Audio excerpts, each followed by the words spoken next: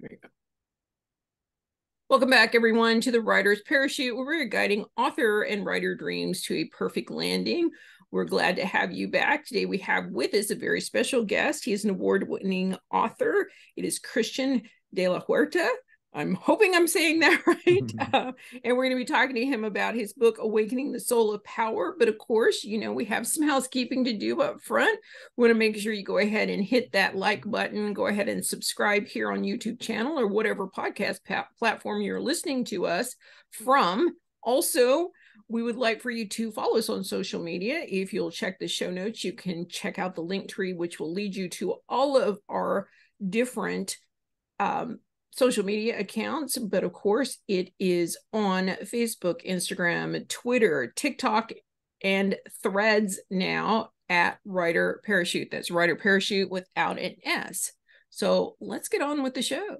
Of course, we always start out with our topic of the week, and I want to thank Christian for suggesting this topic of the week. We've been focusing season 2 on talking about reviews, how to get reviews, the different kinds of reviews, the best way to use your reviews, all of these things. But one of the interesting questions that he had for me today that we're going to talk about is, what is Amazon's 50 review threshold that triggers their algorithm? Now, I get this question a lot because it is not simply 50 reviews on your book. If you have different versions of your book, and what I'm talking about is, let's say, a hardback, a soft cover, an ebook, and or an audiobook, if you have 50 reviews spread across those different versions, that's great, but that is not going to trigger their algorithm. You need to have 50 reviews on a specific version. Of course, 50 reviews on all versions would be great, but to trigger that algorithm, it needs to be specifically 50 reviews on one version of your book. Let's say the hardback, the ebook. This is why you see a lot of authors offering their ebooks for free, because they are directing readers to that specific book version to leave the reviews on. So next time you're checking to see how many reviews you are, make sure that you're counting reviews per version. Don't read the review listing that they have at the top with the title, because that is a culmination of reviews over all of your book listings, as long as they're linked together. But that is not going to trigger the algorithm. Now, of course, there's a lot more details about this. If you have any questions, you can go to KDP or to Amazon and look in their reviews section of their community guidelines, and it will outline that for you. So let's get on with our show. We want to welcome Christian De La Huerta, and we're going to be talking to him about his book, Awakening the Soul of Power. He is an award-winning author, a transformation coach, a retreat facilitator, and a TEDx speaker. With 30 years of experience, Christian De La Huerta is a sought-after spiritual teacher, personal transformation coach, and leading voice in the breathwork community. He has traveled the world offering inspiring and transformational retreats, combining psychological and spiritual teachings with lasting and life-changing effects. As an award-winning, critically acclaimed author, he has spoken at numerous universities and conferences and is on the TEDx stage. His new book, Awakening the Soul of Power, was described by multiple Grammy Award winner Gloria Estefan as a balm for the soul of anyone searching for truth and answers to life's difficult questions. He has received a Nautilus Book Award, a Global Book Award, and a Book Excellence Award, and a Nonfiction Book Award. Wow. Welcome to the Writer's Parachute, Christian. How are you today? Hey, Donna. I'm doing pretty well. Thanks for having me on the show. Well, you're very welcome. I mean, you're kind of elevating the show with all of that. It's like, wow, I'm very impressed, and I've known you for a long time. Yeah, yeah, yeah. You're responsible for my book being on Amazon. Well, I'm glad you think so. I think you would have gotten there eventually. I just kind of nudged you in the right direction, but thank you. You held my hand through that Oh, process. well, sometimes that's all it takes. So we've been talking a little bit about your book. Can you hold that up for everybody so they can see Yep. it? Of course, if you're listening to us, we're going to have the links to that in the show notes for you. It is Awakening the Soul of Power, and it is an amazing book. It's a huge book. In fact, you had a index added to the book because it was so big, and it's such a good reference book, not only a read. So can you talk a little bit about that and why that was added? Because I think our audience would be curious as to why you chose to add indexing to it. Well, I don't think it's that big of a book. It's 275 pages, I think, or 290 pages, Mm-hmm. something like that. Mm-hmm. I added the index because I like an index. I love my books. I haven't switched to ebooks. I Mm-hmm. love the feel of an actual book.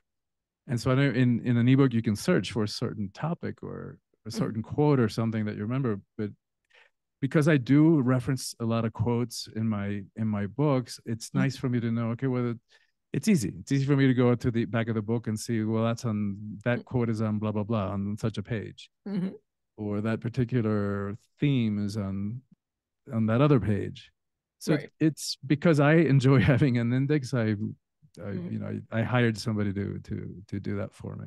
Right. Well, and it is an amazing tool, and I do like it, especially if you're in the nonfiction realm. It is Right. very helpful. I mean, I know 290 doesn't seem like that long of a book, but considering most people like the 100 to 150 page books, they kind of. But I do like that because I love your book that it is a good read, but it's also a great reference book, and I do love the idea of this index in the back because, as you said, it makes it very simple to get to the information you really want to know, because it's sticking in the back of your head. And I'm like, I know it's in there somewhere. It's like, where was Yeah. that? Was that in chapter 8 or was it? Exactly. And I've So had to do that too many times reading other books too. exactly. So I do love that. So now you were able to get that through Jet Launch, is that correct? Through Jet One of Launch. the Yes, I Yeah. think so. So it is You mean something that Jet you would. Launch? Is that the book designer? Yeah, The that was interior the book design? interior designer. Yes. So it is something you would have to request and pay for separately from most interior layout or Oh, formatters. but they didn't do that. I had a friend who Oh, I see. was helping with a book, and so he probably used the search function, Okay. and he had a copy of the manuscript, so he just searched, and Okay. which is what I did. I did the index myself the first time, Right. with my first book, so it's not a difficult process. It's still time consuming, but it's not a difficult process to Okay. do. Well, I'm trying to remember. I know that there was a couple of people that I worked with at the time that added the index, and I'm trying to remember if it was you or someone else that Yeah. had their actual formatter do it. It was an extra request to do it, and some formatters can do it, some cannot. So it is something you would have to ask for. There are specific formatters that only work on indexes, and I do believe that there is a function in most word processing programs to create an index, but I'm not particularly skilled on that, so you would need to check that out with probably some other YouTube training. But it is an option for those of you who are writing these big nonfiction self-help books that you want people to come back and reference to.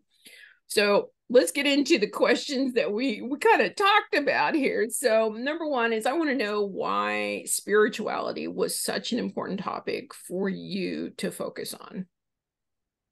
I think it is probably, to me, it's the most important aspect of being human. Um, and I know that a lot of us we confuse spirituality with religion, and a lot of us have to go through a process of healing because we have been harmed by dogmatic expressions of religion. And but to me, it's ludicrous to then try to go on. Like I call it, because I tried to do it myself. I threw the baby out with a baptismal water, and it's just not possible to do. And as far as I'm concerned, it's just an integral part of who we are.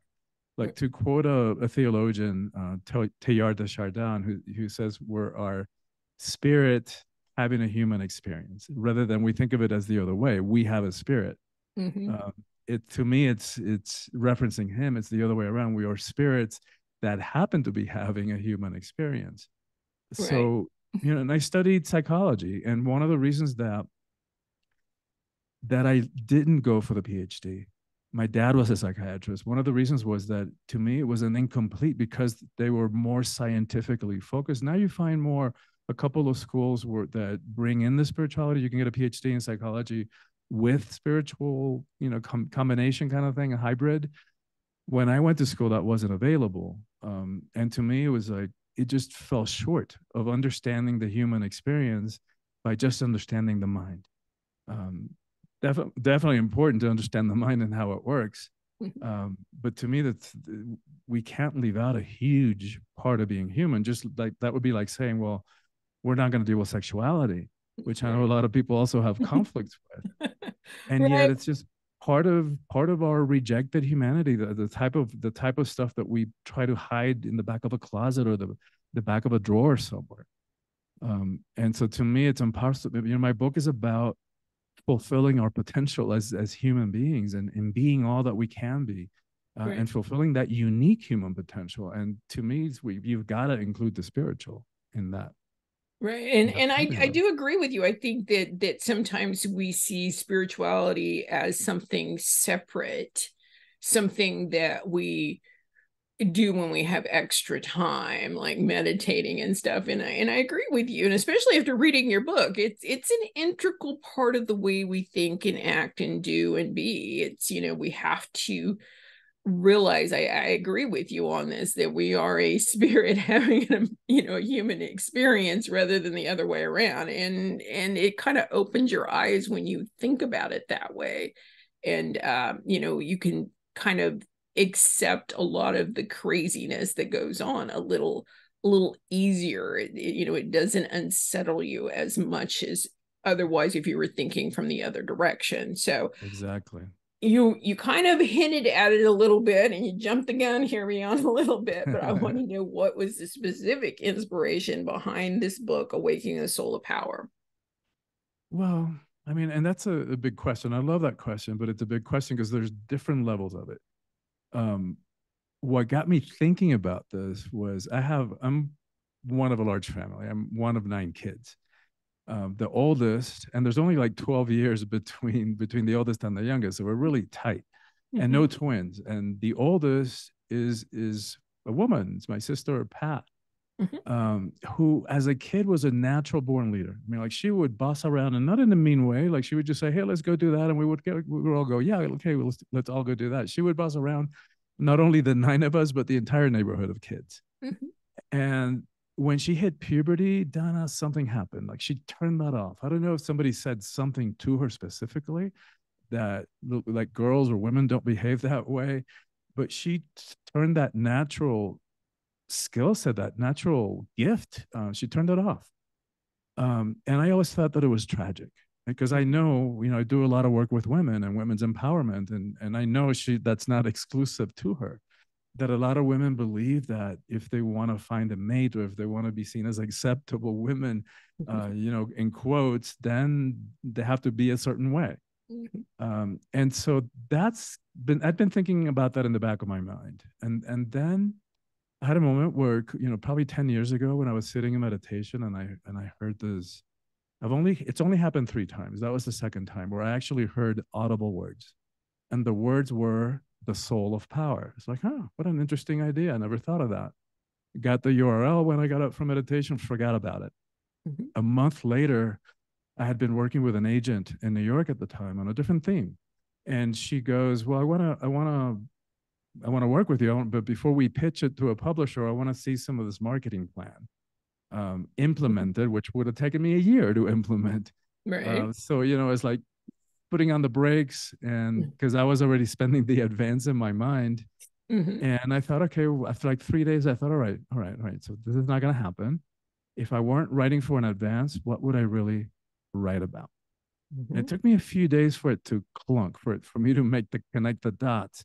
But then I thought, wow, if I really do believe that the single most important thing that needs to happen in our world is the empowerment of women, then what am I doing about that specifically?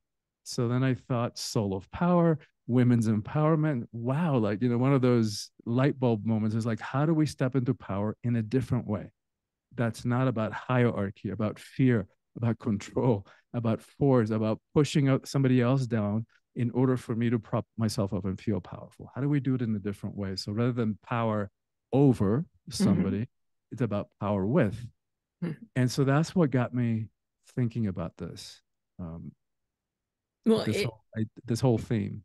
it is an absolutely amazing book, and I mean, we could talk for days on end about all of the, the empowerment and the clear vision that you had through going through this book about awakening, the soul, awakening that power, and in being, kind of all on this level playing field where we are, lifting each other, rather than, Yeah. fighting against each other, which, Seriously, we don't have time for that we anymore. don't have time for that. It's like, I deal with this as a children's author where people are like, oh, you're my competition because you write children's books. I'm like, no, the competition is who gets on the bookshelf in the children's home. It's like, if I get there, shouldn't I help you get there? Same, Exactly. it's like, I mean, we have no Exactly. control over what the kid's gonna like, but it's Exactly.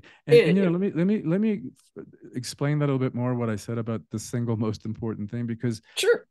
because women, it's not about putting women up on a pedestal. It's not about idealizing women.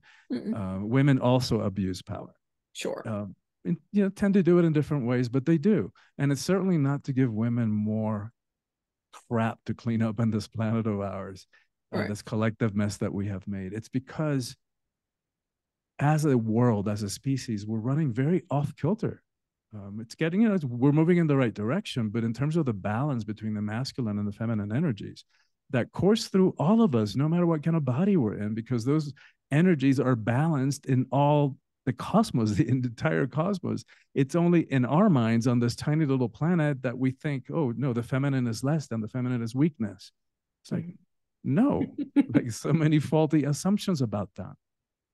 So for me, when I think about it, it's I think about it strategically. Like when I look at all the problems that we're facing as a species, um, any single one of which is like like the environmental crisis, it's just Mhm. completely overwhelming. And then I think, all right, what can I do? What can I personally do?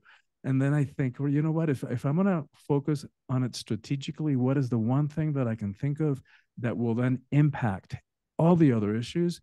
That's what I land on, because I believe that when women are in 50% of power in this world, and we're nowhere near close to that, we're going to have a very different relationship to war and poverty and hunger and social justice and education and how we treat the environment and to all of it. Mhm. So for me, it's a strategic approach. Right. Well, yeah, and I mean, there's no way to get around it. I mean, men and women do think different, but they think different to complement each other rather Mm-hmm. than to contradict. And I think this Yes. is where we get this confusion is, when we feel like it's a conflict because of contradiction rather than a complement to each other. Yes. It's like when people collaborate, you're going with the strengths of each person and it works. But if you're trying to outdo each other, then it becomes a competition and it doesn't work. So I think this is kind of Exactly. where we're landing with a lot of this. And I agree with you. It's like we don't need to raise anyone, but we need to level everybody up to the same place. Yes. And to be clear too, this is not putting men down. No, I'm not advocating at all that we go back to a matriarchal system like we had before the patriarchal one that we're in right. right now. That I think we're witnessing the end of. What I think we need is balance, Mm-hmm. and starting with balancing those energies inside each one of us. And by the way, for the record, this patriarchal power over system and relationship to power doesn't serve anybody. Like, of course, it doesn't serve women, but it doesn't serve men either. Like, No. there's a price to pay for that. Mm-hmm. And so, for example, I think about the longevity question. In the U.S., women outlive men by 5 years.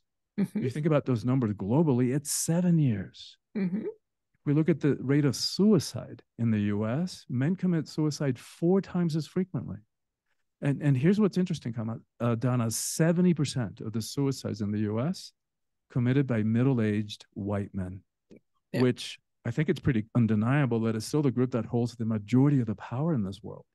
And Mm-hmm. so we would think, well, they should have the most privileges. They should live longer than anybody else. Mm-hmm. But they don't. And they're actually shortening their own lives. And so what's up with that? And I think part of it is we have this limited and mistaken and limiting definition of what it means to be a man. And so and these, the stereotypical gender roles that somebody made up along the way about the way women should be and the way men should be. And so we've landed on, to be a man, you can't feel, and you got to be this robot on caring, on feeling. Well, there's a price to pay for that. Because what used to be spiritual teaching that everything is energy, now we know from quantum physics that it's true. It's all energy. This chair that I'm sitting on, this table that's holding my computer up, the body, the emotions, all energy. And energy, we know from physics, cannot be destroyed. So all that lifetime of suppressed emotions just doesn't go away just because we don't feel comfortable with it. It stays in the body, stays in the tissue. And they've got to come out one way or the other. So what happens is we suppress and we suppress and we suppress. And then the next poor, unfortunate soul says something to us the wrong way, and boom, like volcanic eruption, and we cause harm to our relationships. Mm-hmm. Or suppress, suppress, suppress. And this is the part that I think relates to longevity. Those energies start seeping out and showing up as physical symptoms, as disease, cancer, heart attacks, respiratory problems, ulcers. And so to me, it's like really important that we get clean and clear in our relationship to power. And that's what that's the intention behind this book. Right. And it's so true. And it you add in the factor of definition of success, which I find just very limiting. And I keep being reminded of this thing that my mother used to say over all the time. She goes, the only roadblock to what you want is the wall you built. Yes. And she goes, so knock it down and go after what you want. It's like, yes. Don't let anybody else tell you that you can't, because that's them building that roadblock. That's not you doing that. And and I think she's right. And it goes back to these definitions and guardrails and guidelines about how we should speak and how we should talk and what we should do and what's right and what's wrong and who does this and that. And it becomes exhausting to just try and keep up with all of those rules. And then when you want to do something different, everybody keeps telling you, well, no, you shouldn't. And I'm like, you know me, I'm kind of one of the disruptor people. I'm just like, wow, exactly. Okay, you say I can't, watch me. exactly. And I think that's the way we all have the potential to be. It's like these rules that we're allowing to control us are made up. Like somebody made them up along the way just because it's been that's what our parents believe, and their parents before that. Doesn't make them true, doesn't make them real. Well, I find a lot of people that make up the rules or just happen to be the loudest person in the room. Yeah. They're not generally the smartest, because the smartest person is paying attention to what everybody's saying. So I'm like going, should I follow the person that's loud or the person that's being quiet? Let me think about that logic for a minute. But, we're emotional creatures and we tend to react. So yeah. And we tend to, we're also social creatures. So part of the way that we've been taught to be is that we need external validation. And because we grew up as, we're a species where I think we have one of the longest, infancy times proportionally to our age, where we're long, completely dependent on our parents for much longer than other species. And so we grow up with that ingrained dependency. Right. And so that's where the patterns begin of giving away our power. The patterns begin of stuffing ourselves into more acceptable boxes. That's where we start. That's where we learn to say yes when inside it's really no. It's really not okay with us. So those are all different ways in which we override, in which we sell out on our power. And many reasons for that. In addition to that conditioning, we've also been conditioned to believe that power is a bad thing. With quotes like "power corrupts" and "absolute power corrupts absolutely," and what good person wants to be corrupted? We don't want to be corrupted. So, but what they didn't tell us about that quote is that Lord Acton, who spoke those words, was speaking specifically about political power, not personal power. Right. So we've gotten confused about that. And I think we've also, learned along the way that if we really be all of who we are, like if we really stepped into our power, that other people might not be able to handle it. And they might be jealous and envious, and they might, try to knock us down, and that we might end up rejected and alone and no fun. Who wants that? And so then add to that what we were talking about of the emotions, because we've been conditioned to fear the emotions, to run away from them, to numb them out. And we hate conflict, we avoid confrontation. And when you put all that together, what happens is that we end up giving our power away, our innate power, inherent. Nobody can give it to us. Nobody can take it away. Not really. We are the only ones who can give it away. And to me, what's really sad is the reasons for which we give it away. Like we settle for an illusion of security, or a false sense of acceptance, because it can't be real, because we're not showing up as real, fully, authentically. So anything that gets mirrored back to us from other people is not going to be real either. It's not going to be an authentic mirroring of who we are. And then it's the emotional thing, and we settle for crumbs of pseudo love, and so it's not a good strategy. Well, no, and I talk about this in relation to writers and stuff. We end up in this self-sabotaging kind of imposter syndrome, because we speak the worst about ourselves. Yes. We have been conditioned to kind of check ourselves and go, you're really not that smart, quit showing off, you're really not that famous, you need to work harder, you're really not, whatever it is. And it gets us into this fear state that just freezes your mind. You can't be creative, you can't be forward thinking if you're afraid. Exactly. They're incompatible emotions. Yeah. That is so critically important what you just said, because that's that harsh inner judge that lives inside each of our heads. You're absolutely right. The things we tell ourselves about ourselves, we would never say to anybody else. That not part even of our us worst enemy. I know. And so that's what the first part of the book is about, is like, how do we free ourselves from that? How do we understand how our minds work? Because what we're talking about is the ego mind. And that's that inner judge. And that's also very defensive and control freak and projection and reactive and all the things that ego minds do. So really important if we want to be free, like really free, really important if we want to have relationships that have a chance of working, is that we understand how that part of us works, how the mind works. So that's why I spent probably the first quarter of the book on that. Right. And after reading your book when we were working on it, reading through is like, I actually made a conscious decision that my internal critic, or the one that's always giving me a hard time and telling me I'm not good enough or whatever, I just named him George. And he starts annoying me. It's like he's sent to the closet. And then my internal critic about my writing, telling me that I'm not a good writer and all of that, I've named him Richard, and he gets to go join George in the closet. And it's very freeing just to have that power to say, George, I'm done with you, go away. That's it. And it does kind of give you that control that you need to kind of stop yourself. If it was somebody else speaking to you that way, you would eventually turn to them and it's like, stop. Cut it out. Yeah. Cut it So out. yeah, do that with your internal critics. Send them to the closet. Give them a Exactly. name. Monster with a name. My mother always said, if you name the monster, it's not scary anymore. Exactly. And by the way, I should say too that I know self-doubt, right? Mm-hmm. That's where the imposter syndrome comes from. It's self-doubt. Who do I Sure. think I am? Who do I think I am thinking that I could write a book?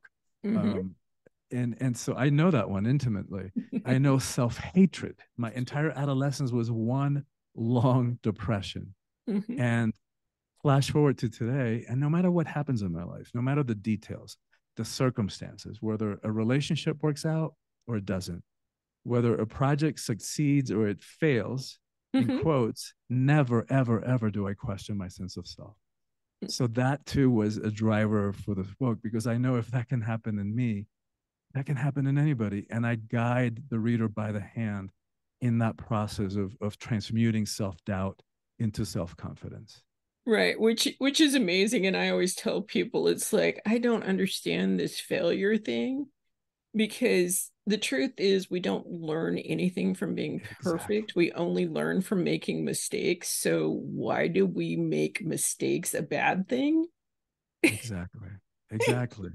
That's how I see it, Donna. As long as we're growing, Mhm. there are no such thing as failures. As long as we're learning, there are no such things as failed relationships.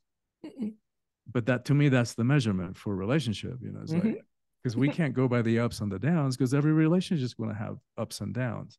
Absolutely. So if we can't go by the up or the down, like, how do we know how long to stay? Because I think too many people bail Mhm. when things are having navigating rough waters. And to me, the measurement, the way that I gauge for myself when it's time to go or how long to stay, it's growth happening. Mhm. Yeah. Yeah. Well, and you also have to look at too, uh, you know, have you, you know, is this right for you? I mean, is this compatible for what you need in your life? It's like sometimes we hang on to things. It's like, I laugh about this. We were cleaning out my closet and I actually found a top that I wore in high school. Now, I don't want to Oh mention my how god. many years ago high school was, Yeah, we're not but we're not I gonna felt go there. emotionally attached to that top and I have kept it all these years. It doesn't fit me. It's so out of style. It's ridiculous, and it was like, but I held on to it because of that emotional attachment, and it didn't serve me in any way or purpose. And it's just taking up room. And it's like, that's the other side. Again, yeah, is there growth? Is there potential? Is it serving you? If any of those answers are no, then you really have to kind of look at going, well, am I willing to admit Yeah. that this is not working for me? And I think sometimes that's the second hardest part is getting to that admit that I need to do something Yeah. different. So I think it might even be the hardest part, like seeing it first. mhm, Because we're so good at blinding ourselves and not seeing what we don't want to see, and numbing out and running out from emotions, running away from problems, mhm, and medicating ourselves in all the creative ways that we do that. yeah, Whether it's drugs or alcohol or food or sex or gaming or social media or whatever it is, right? All the yeah, ways that we do to distract ourselves and keep ourselves from thinking and from feeling, mhm, which I hope anybody watching this has discovered by now, that it's not a good strategy, because that stuff doesn't go away. It's only going to get worse. It's only going to fester yeah. under the surface. And then you're going to have to face it eventually. Mhm. Well, and see, this is what I love about being a creative writer, is because I can expand on those thoughts and ideas in a very creative way that's not harmful to anybody. I can look at myself and be almost the third party in that conversation, which is what I love so much about writing, which is why I think everybody should be a writer, whether or not they publish or not. But it does help give us distance to kind of look at what's happening. And it's like, well, and I know you remember this from when we were working together. It's like one of the questions I get is like, how do I write an author bio? I don't know how to write about myself. And I'm like, okay, well, here's an exercise for you. Go write it about somebody you admire. And then when you're done, go replace your information with theirs. Because we're able to critically look at other people and see their, you know, their strengths and their I don't want to say weaknesses, but, you know, things that maybe they're not especially good at, or maybe things that they're not interested in. But for ourselves, all we see is just weakness. We Yeah, we're just see harsh. the failures, the mistakes. We don't Mm. see the good parts about ourselves. I mean, you could walk around and ask 100 people, what is your greatest gift to the world? And they would all go, oh, I don't have one. Yeah, I mean, you're going to run into a few that, you know, maybe a slightly delusional idea of what their greatest gifts are. But, you know, truthfully speaking, most of them would shy away from that answer and not want to offer anything, because again, we're taught to not stand out. We're taught to Yeah. be very self-deprecating and, you know, and not, you know, focus the spotlights on ourselves. You know, that's for Which, people that seek fame. yes. And by the way, for as far as I'm concerned, that is false humility. Yes, it is. That's not authentic humility. No. Because to me, I see it the other way around. Like if we have these certain gifts, Mm-hmm. skills, superpowers, whether we came with them innately or whether we have developed them, and deepened those particular skill sets and expanded them, who the blankety blank do we think we are? Like stuffing those are hiding them and Mm-hmm. acting as if we aren't that. Like, Mm-hmm. you know, from my perspective, we're like living in critical times.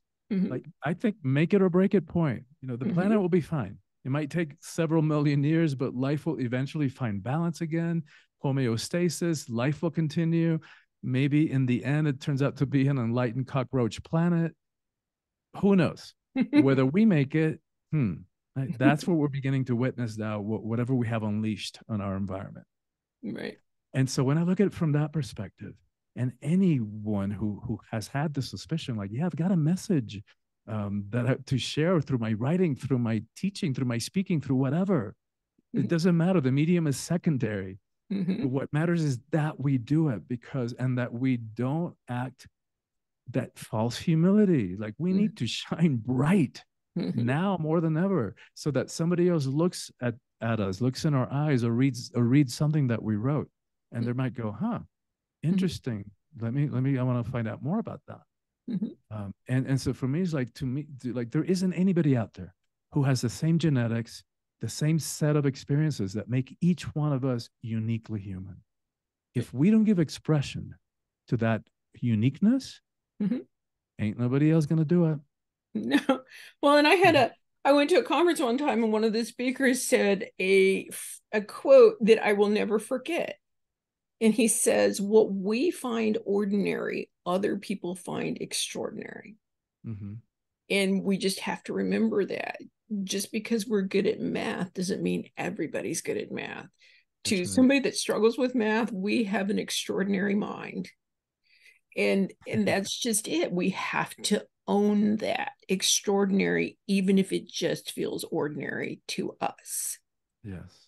Yes. And what matters is then, what do we do with those gifts? Right. Exactly. So it doesn't mean that we're going to feed our feeling that because we don't feel good about ourselves, that we're going to feed our egos. But, oh my God, I'm so good at math or whatever we're good at. It's like, no, Mm-mm, our sense of self doesn't depend on them.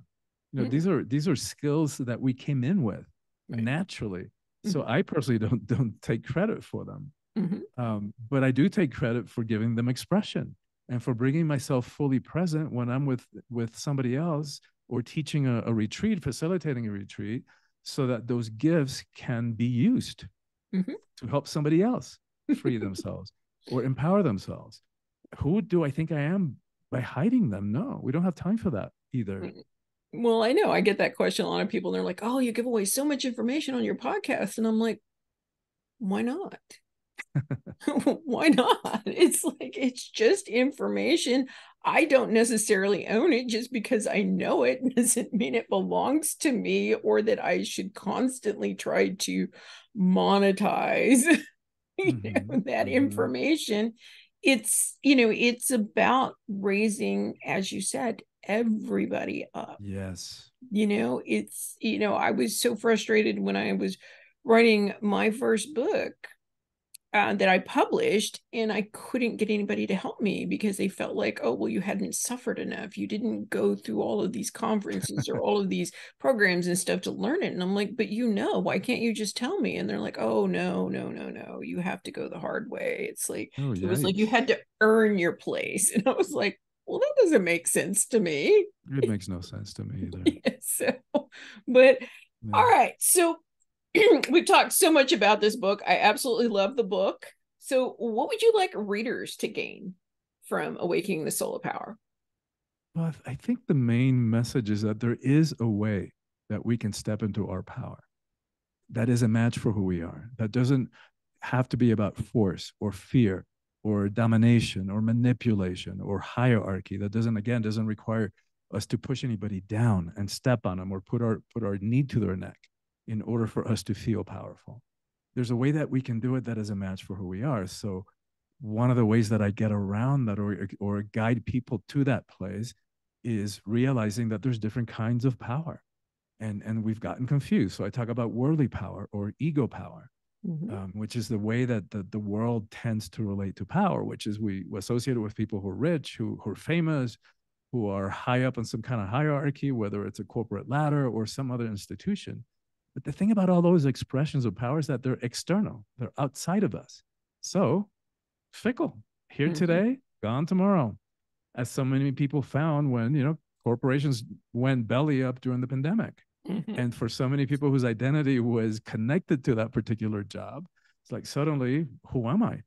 And that kind of power, worldly power, always has an agenda. So it's always trying to get something for itself. And it's always kind of self-aggrandizing, so blowing itself up to seem more and bigger than it is. In contrast with what I call soulful power or spiritual power or authentic power that is inside each and every one of us. We all have access to it because it is in us. We are the only ones, again, who give it away, who sell out on that. Mm-hmm. And this relates to the humility that whereas one is really like self-aggrandizing, this kind of power is about service and it's humble. Mm-hmm. So it doesn't need to prove anything to anybody. It knows. And so I think of a Gandhi or Gandalf, if you're a Lord of the Rings fan, in their simple monastic robes, their sandal feet, from looking at them from the outside, we would never know how powerful they are Right. until it's needed. And Yeah. then get out of the way. Right. Um, Gandhi brought the British Empire to its knees when it Mm-hmm. was at its highest point in terms Mm-hmm. of global reach and influence. And he did that without ever shooting a single gun or landing a single punch. Talk about power. Yeah. Absolutely. And we forget the power of words. And there is so much more that you can communicate with words and emotions than you could ever communicate with any kind of violence, because violence is just violence itself. It doesn't prove anything. It doesn't have any actuation to it at all. It's a moment of everybody just lost their mind. Yeah, and by the way, I mean, since we're all watching, anybody watching this is a lover of words. Words too can be used as weapons. Words too Sure. can abuse power. Mm-hmm. So yes, to what you're saying, and I think it's how we express that power that makes a difference. How we express those emotions. Like the Sure. emotions themselves are neutral, right? The Mm-hmm. emotions are just energy. They're not Mm-hmm. good. They're not bad. They're not strength. They're not weakness. They're just energy. Sure. How we express them, depending on how we express them, they have a good or Mm-hmm. not so good effect or Absolutely. harmful effect. Absolutely. I agree with you there. So, if you could go all the way back to the beginning Mm-hmm. when you started this journey, what do you wish you had known or that somebody had told you? Hmm. I'll tell you what a breakthrough was for me as a writer. And what out of all the stuff that I do in my life, what I resist the most is writing. I know for people, it's, they have the daily discipline. For people get lost in the writing. For me, it's work. And I know I'm a good writer, but I have to get myself into the frame of mind in order to be doing that. I have to like kind of get into the creative flow. And so when I got my first book, I was published by a New York published by Penguin Putnam, and they, honestly, they didn't give me enough time. They just gave me a year. But every time I thought I have to write a book, I would freeze. And then this is like 30 years ago. And so the voices of self-doubt, who do you think you are that you could write a book? I've never written a book. I don't know how to write a book. And so then I would freeze. And do I want my writing to be judged and seen and criticized? And so I missed the first deadline. And they gave me another 9 months. And this time I'm like, all right, now I really have to write it. I've already spent the third of the advance that they had given me. And so I had this breakthrough and thinking. I thought about, well, what if I think of a chapter as a term paper? I know how to do term papers. I've done a bunch of term papers in high school and college. I can do that well. And so that's what I did. I kind of fooled myself into breaking it down into smaller, more manageable pieces. And then in this last book, I even broke it into even, because I think our as a society, we're getting more and more ADD. So we have a more limited attention span. So the chapters have gotten much shorter and interactive. So I have power practices at the end of each chapter designed to engage and, in a way, gamify. It's not a game, but to engage that, in a sense, like the type of gamification. Right. And so I think that was a big breakthrough. I wish I would have known that. Like, it would have saved me some time and a lot of grief. Well, I think everyone struggles with that to a certain extent. And, I talk about that. I get this question a lot. They're like, well, how do I create that writing habit? And I'm like, well, it's not that simple of a question. You have to back up a little further. You have to figure out when you're creative, how you're creative. It's like, are you only creative on certain days, like when it rains or when it's sunny? Or do you write better at night? I mean, is it weekends better for you? Or, I mean, do you need a quiet place? Do you need to be a coffee shop? It's like you have to figure out those things, because what you're ultimately trying to do when you're saying you're trying to do a writing habit is you're trying to find that creative space. Yes. And you have to recreate those instances when you are best able to write or to reach that creative space. And I think there's so much wisdom in what you just said, Donna.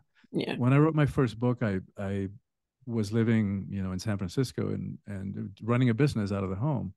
So, I started to write, and then I get an email or a phone call, and I was managing it. And I realized that when a friend lent me, once I missed the first deadline, a friend lent me his cabin up in the Russian River, about a couple of hours north of the city. And it was just me and the redwoods.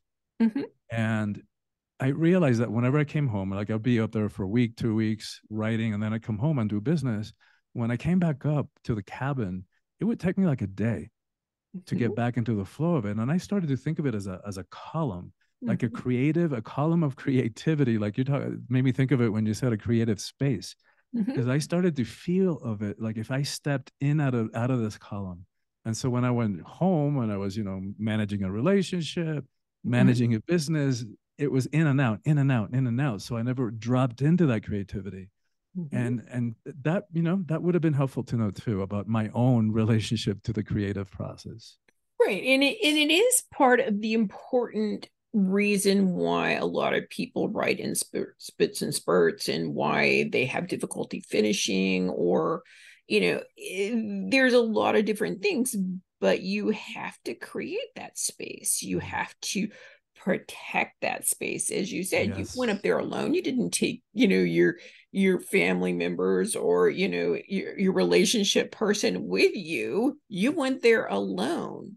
And you didn't go up there to, have parties and go see sights. You went up there with a purpose. Now you can kind of recreate that in your own personal space, but you have to be very protective of it. Yes. You have to Yes. say, this is my writing time. It's like all the, social media and everything, all the notifications get turned off, the noise gets turned off, the phones are, and in fact, I'll Yes. put my phone in the other bedroom just so I don't notice it, That's good. going off.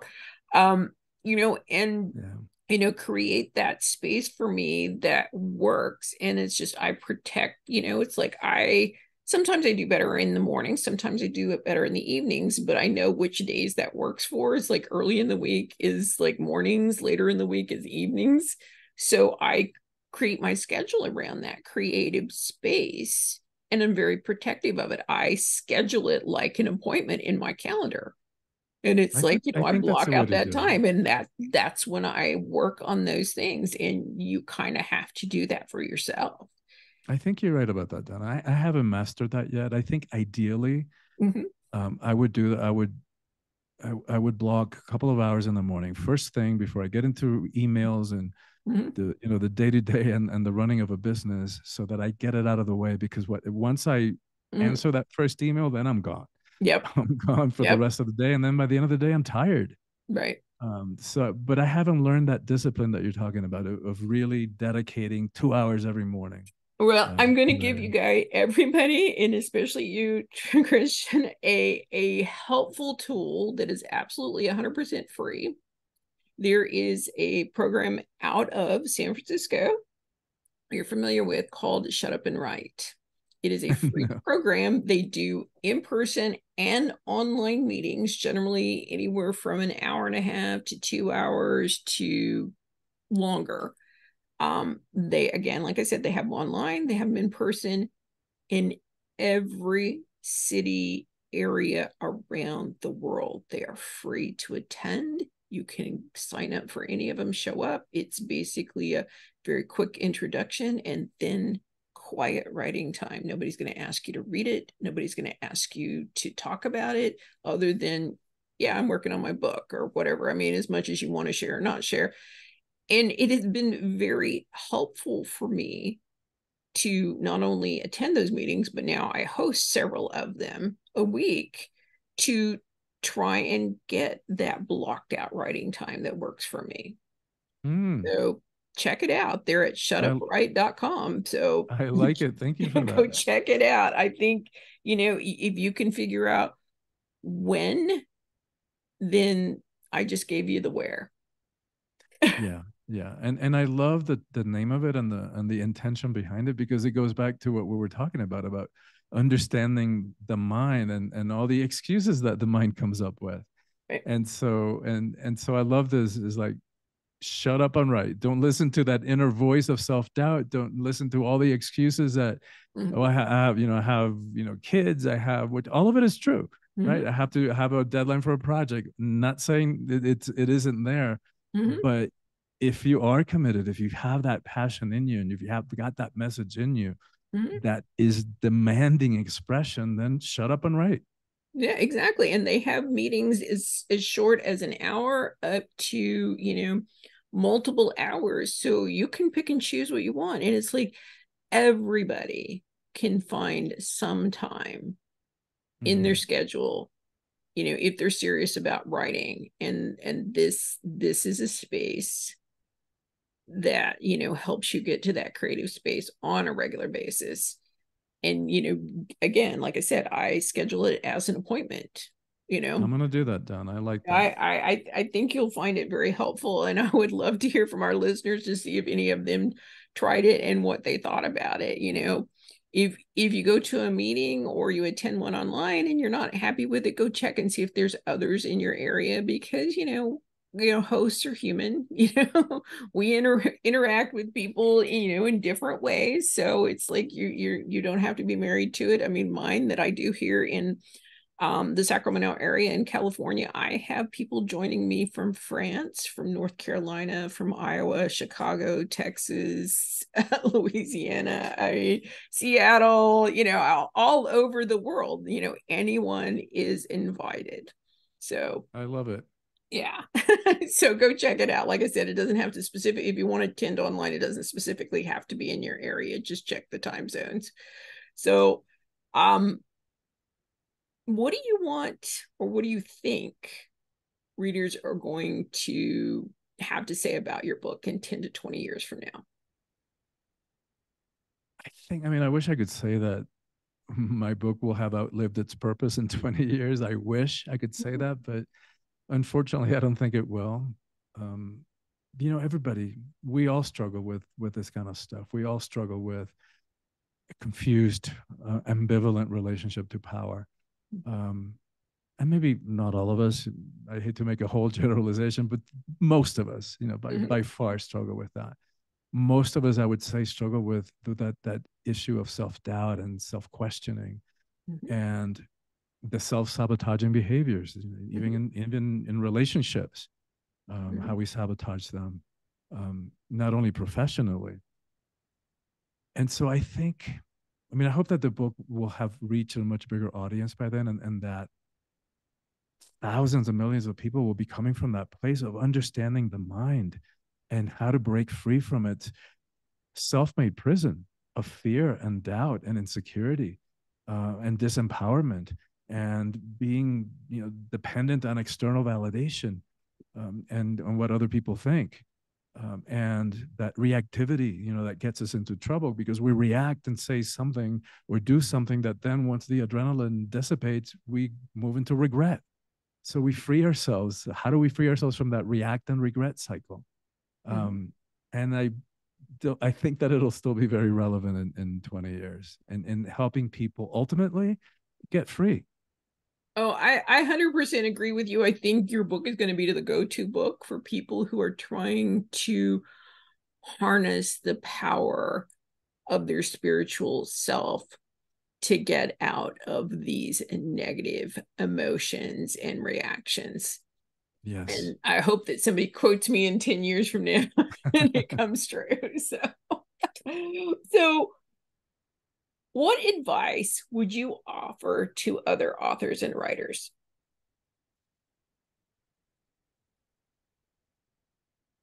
Well, I mean, like you and I've been saying, is like, shut up and write, and get yourself out of the way, because that voice of self doubt and am I good enough? It's not going to serve anybody.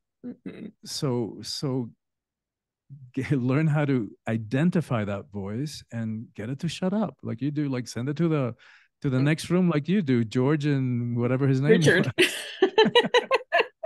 Yeah, send them to the next room. Send, hey, go play, go outside and play. But this, you're not gonna have a say so. I'm not gonna buy into that scary talk or that self-doubting talk. I'm not gonna buy into it anymore. So that realizing that we have a choice over even what we think and what thoughts we give credence to. That's incredibly empowering and liberating. And I think also from a logistical perspective, like I'm really, like, I'll say it again. I'm really grateful to you for your help and your assistance in helping me get the book on Amazon. That I mean, I'm sure that I would have figured out another way to do it, but it's not an easy process to do. So I would say, if you don't let that stop you, hire somebody who's going to get it done much more quickly and much more effectively. And you're not going to make the mistakes that could really throw a wrench in the process. Right. And yeah, I've worked with clients that have had to come to me after the fact. And and you're not just on Amazon. We got you pretty much in every bookstore worldwide. So, Yeah. that is something to think about. Some people prefer to just be, in a very narrow audience and only one place to purchase your books. And we talked about that, and you made the choice that you prefer to go wide and make it easy on your readers to get to you, to go to their preferred bookshop, which I 100% agree with. It's like, as my mother would say, don't cut your nose off to spite your face. Right, right. So, And for me, that choice wasn't a hard one. It's like I knew I'm very mission driven, so I knew that part of my intention was to reach as many people as possible, and that's, to me, that route made a lot more sense. right. So here on season 2 of the Writer's Parachute, we've been focusing on reviews. So I'm going to put you on the spot here. I want you to write us a review right now of Awakening the Soul of Power. Oh God, Donna. I mean, I think you and I have both been speaking about it. I think it's a book that will help you heal and transform your relationship to yourself, your relationship to power. That's gonna unfetter you. That's gonna um, give you the like gonna guide you by the hand so that you can really step into all of who you are and leave all the BS behind. Um, and the it's going to support you in so many different ways, like relationships that will actually have a chance of working. Because we haven't really been taught how to approach relationships. And by the way, the second book that I'm halfway done with is going to focus specifically on relationships. And so, it's going to help you in every area of life, in your profession. Like we have been playing small and hiding ourselves and hiding our light under a bushel, and saying yes when we really feel no. And so not only is it going to make possible profound self-acceptance, that makes possible self-love, but it's going to give you the means to like really step into all of who you are and express that fully in the world. Because like we were saying before, if you don't do that, nobody else is going to do that. And to me, like I know that anybody who's watching this with and who has stayed with a conversation this long knows that there isn't anything out there or anyone out there that's going to make us happy. Like nobody can make us happy, and it's not their job to. Like how unfair to put that responsibility on somebody else. You are going to make me happy. Yikes. And also no amount of money, no amount of worldly success and quote. Like how many more examples do we need of people who have all the money, all the power you would want from the perspective of the world, and they're miserable, thin skin, like a single tweet sends them into a total reactive overcompensation that it's clear for anybody who knows what they're looking at, of how poor their self-esteem is, the rate of addictions, the rate of suicide in celebrities. Like we know, like that's not the answer. To me, the only thing that is really going to fulfill us is giving expression to that uniqueness that lies inside each one of us. And we don't have time to play this game of life half-assed anymore. We just don't have time for that. It's time to play life full-assed. I agree with you, and that's a beautiful 5-star review. So, that's it. The reason that we're doing that here on season 2 on the Writer's Parachute is we're putting our guests on the spot to write a review about their own book, which is really hard. It's kind of like reviewing yourself. It's hard. But it's also to show you that it is quite that easy. And a review is an opinion. We all have opinions. We read something we like, we read something that we think somebody else would like. That's what a review is. Authors and writers are extremely dependent upon reviews to be noticed and to get out into the world in the public sphere. And so we encourage all of our listeners, the next time you read a book, the next time you check out a book, write a review. Let the author know if you liked or did not like. This is how we get feedback as authors on our work. So don't forget, we value your opinion as a review, and don't forget to leave one. It can be as simple as I like this book to as long as you want to make it. So exactly. Don't forget to include that. So you hinted at it a little bit. So what's next? Well, this first book, Awakening the Soul of Power, is part of a series of 3. The second one is on relationships. And then the third one is about life purpose and conscious leadership. Like, what is it? To me, it's like, all right, so once you go within and you figure out what's been holding you back, you free yourself, you heal your past so that we're no longer running our lives and making choices out of stuff that sometimes we're not even aware of, stuff that happened to us when we were 5, things we misheard, we misinterpreted it. We observed our parents, fighting a lot. So we made a choice when we're young. I'm never going to do that. I'm never going to get married. So then we end up sabotaging our relationships. And it's coming from a belief that we don't even consciously are aware of. And so, and then stepping into, to me, is like, we've done that work. We've freed ourselves. We've cleared all the stuff that's been holding us back. Well, then what? what are you going to do? What are you going to do in this world of ours that is so desperately in need of help? Mm-hmm. That is it. So do we have titles for these books and any approximation of when they're going to be available? I do have a title, but I don't remember them. Okay. And I think, well, I just made the choice. I had made the choice earlier this year to finish book number two in 2023, but I've switched gears and unchosen that and rechosen that I'm going to finish the translation for this book first. And because part of my intention is I want to be able to teach in Spanish. It's my first language, Mm-hmm. but and I've been in the U.S. and reading and studying in English since I was 10. Mm-hmm. So, like I could do Spanglish really well, but I want to be able to teach fully in Spanish. And so for the last year, I've been doing the digital nomad thing. I'm in Ecuador right now, in Quito. I spent time in Colombia, and I'm forcing myself to learn Spanish fluently, Right. to expand my vocabulary. Like, I can speak it, of course, but what I needed was to expand my vocabulary and ways of expressing myself.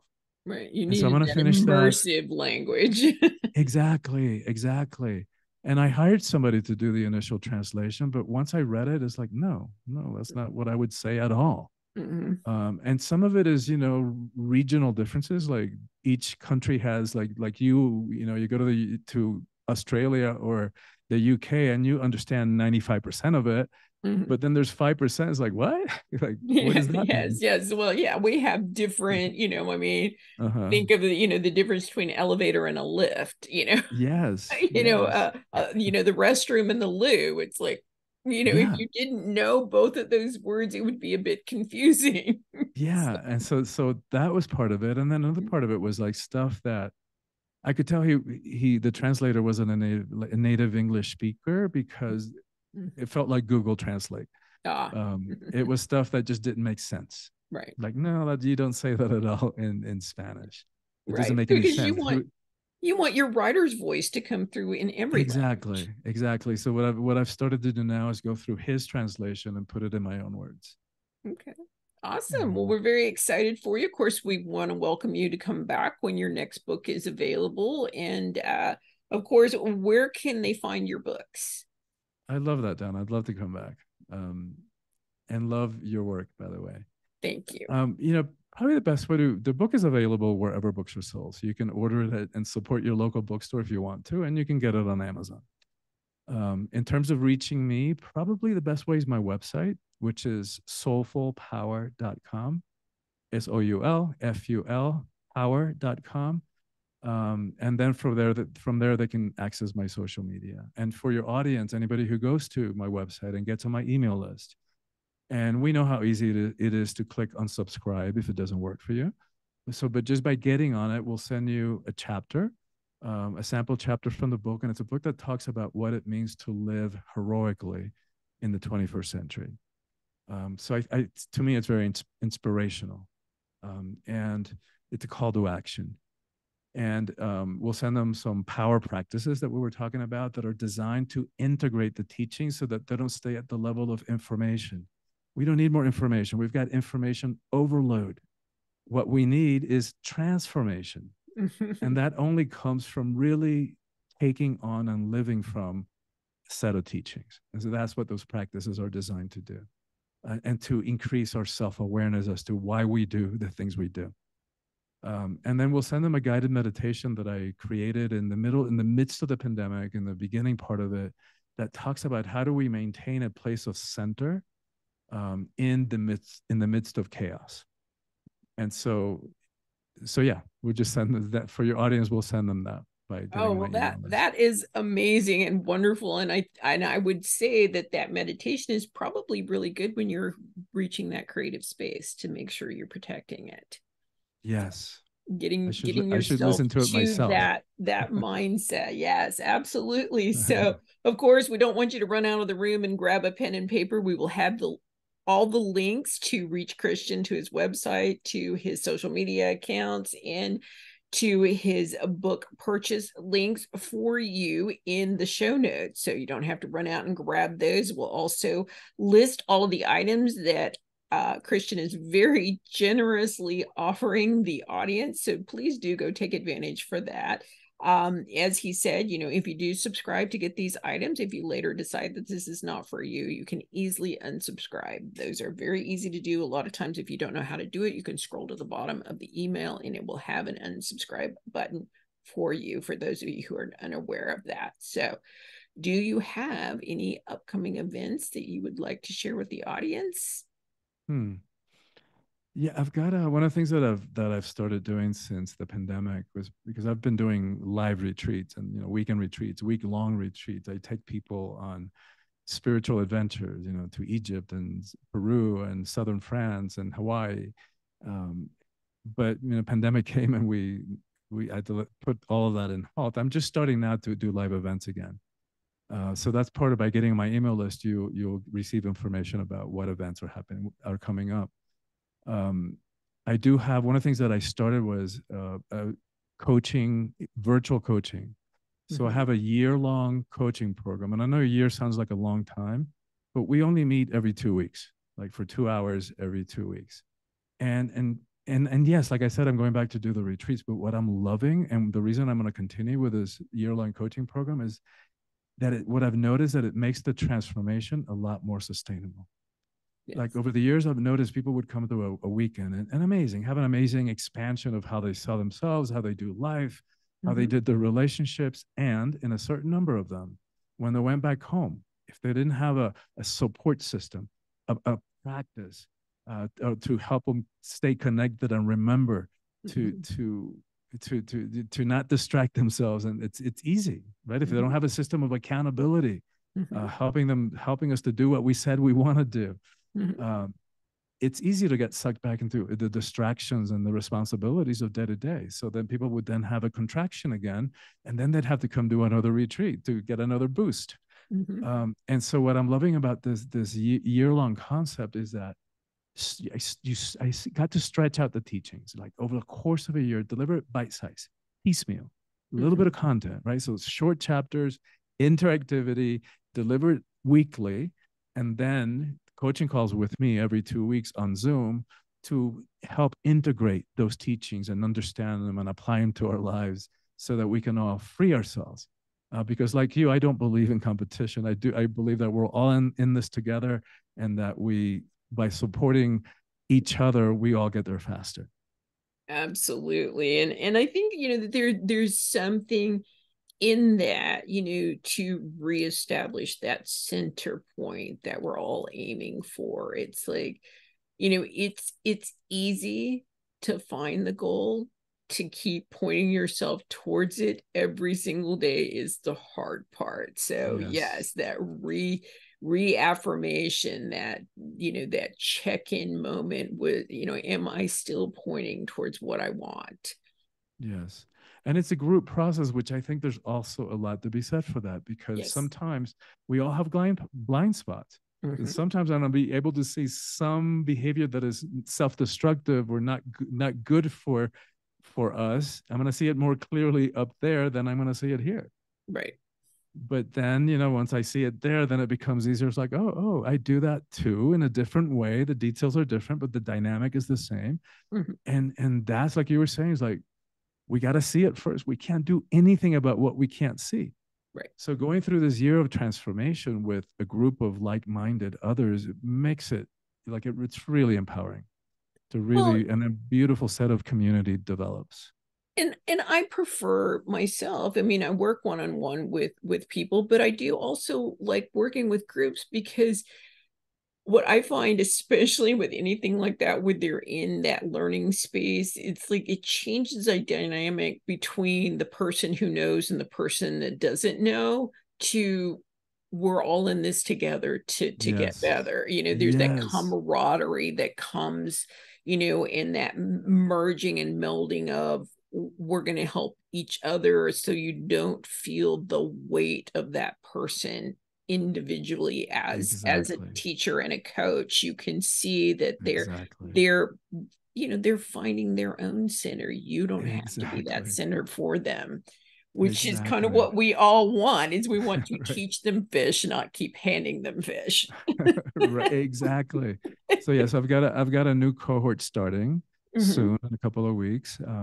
Okay. And then I've got another thing that might be interested if somebody's not ready to commit to a year-long program. I always do a 3-hour New Year's retreat on the 31st, which is a great way to complete. It's free for that one. I don't charge. It's a gift that I give to people and a way to begin to for them to have a taste of the work that I do. And so it's probably I think it's 3 hours, but it's a beautiful way to wrap up the year and get clear about what we're leaving behind and then what it is that we want to give birth to or energize and emphasize in the next year. That is amazing. Of course, we're going to have links for all of this to Christian and get that information to you if you are interested in his year-long program, or if you'd like to check out this year-end check-in, check-out. I'm gonna call it. I don't know what else to name it here, but I think it's an amazing thing. I'm gonna have to make sure I clear my calendar, see if I can join you for that. So is that going to be online or It is online. It is okay, online. Yeah, we awesome. have people from all over the world coming to that. Well, that will be amazing. So we will get that information for you and add it to the show notes. Was there anything else that you want to include before we go jump over to our tip of the week?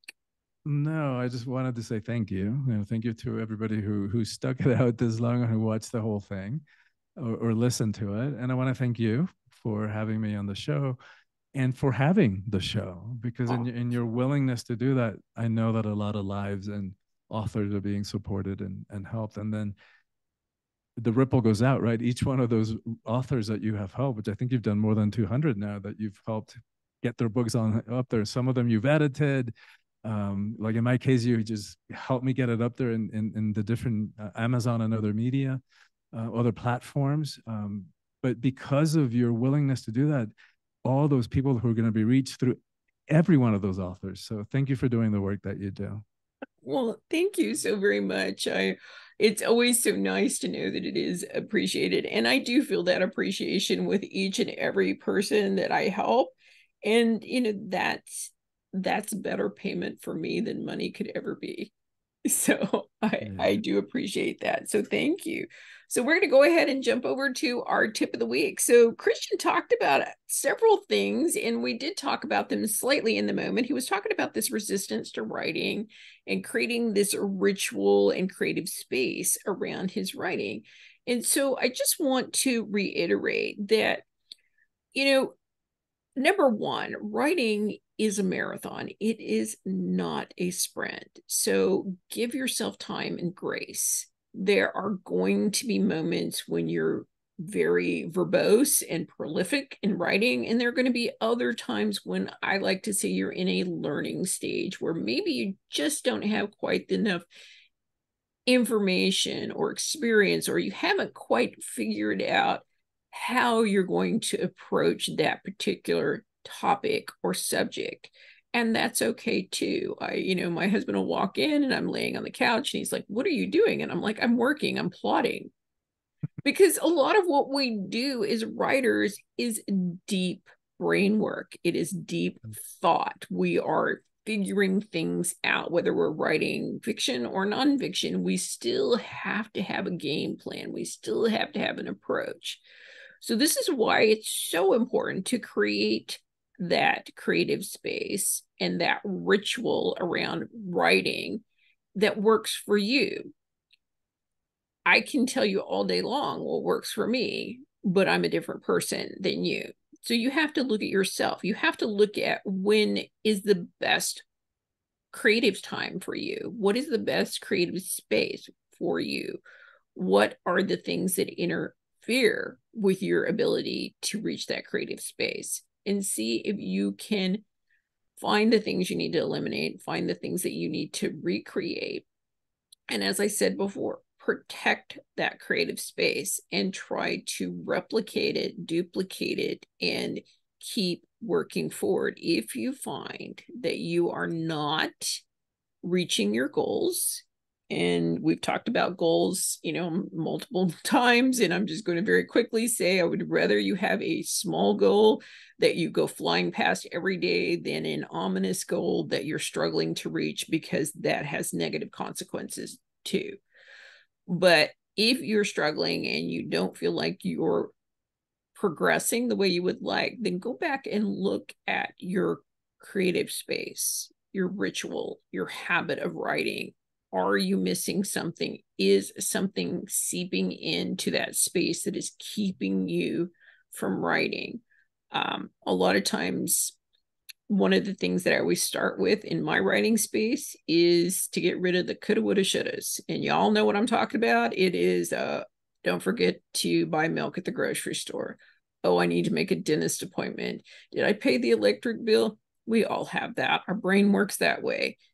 So Julia Cameron in The Artist Way talks about this, and she says the best way to deal with that is what she calls morning pages, although they don't have to be done in the morning. They can be done at any time. And so I start my creative time with just emptying out all the coulda, woulda, shouldas from my brain to clear my mind so that I don't have to deal with those. There's something about the act of writing down all of those things that you need to remember, need to do, that get them out of your space so that you can go tap directly into that creative part of yourself that needs to come forward to get the writing done. So I hope those tips are helpful for you. Of course, there's so much more we could talk about this.